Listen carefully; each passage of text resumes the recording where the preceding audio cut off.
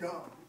Simpsons, the father's depicted as dumb, but, we as fathers are very important to our families, very important, especially to our children. So I'm going to do two pieces tonight.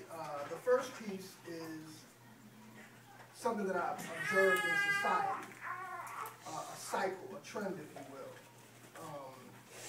And it's entitled The Art of Bastardom. It's not a vulgar piece, but it just talks about a cycle that I see in our community. A cycle that I could have perpetuated if not for the grace of God. And the second piece is to encourage fathers. It's a piece on fatherhood. So, without further ado, the art of bastardom. Nowadays, we have single women single-handedly trying to raise boys to men. Void of men with the ability to respond, so naturally the responsibility falls upon them, the women. But sometimes their petite and pretty feet are too small to fill a man's shoes, and since mama's trying to be the man between bringing home the bacon and bringing up her son, she must choose. And boys can't be boys because they're busy trying to be men or the man of the house. And since there's no man in the home, they search for manhood by looking out at TV or mama. Because Papa was a stone, getting stoned or busy chasing his bone. While Mama's a full-time student with a full-time job, working her fingers to the bone. So the only father figure he's shown are the fatherless figures he uploads to his iPod or whose ringtone he downloads to his iPhone. We all know the ones that I'm talking about, the ones who have more love for themselves than for their children. The ones who have more love for dead presidents than for their children.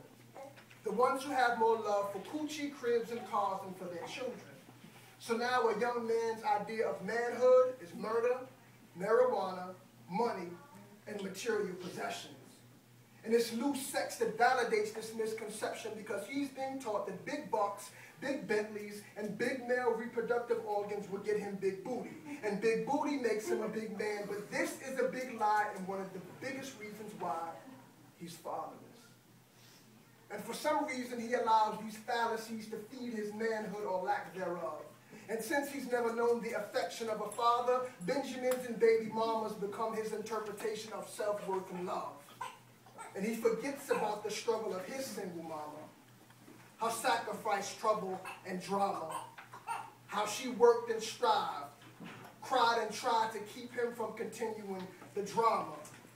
And somehow he drops the ball. And a 9-minute booty call turns into 9 months of pregnancy, 18 years of unplanned parenthood, and a lifetime filled with hurt, bitterness, and regret.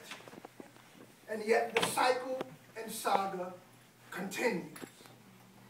And its effects are felt deep in the sinews and deep in the bones. You see, the art of bastardom is an ugly picture of single-parent homes, deadbeat daddies, struggling mamas, child support battles, and John Doe sons. Little boys who grow up with no self-identity, who mimic drunk drivers they've learned to hit and run. The bastard sons of one-night stands, whose daddies never left a number on mama's nightstand. So mama tried to raise her baby boy so that he might stand, but night fell, as did the standards of yet another young girl / future baby mama. And mama's baby boy becomes a baby's daddy, and mama's grandson becomes another victim of a hit and run. And this cycle paints into its picture another bastard son.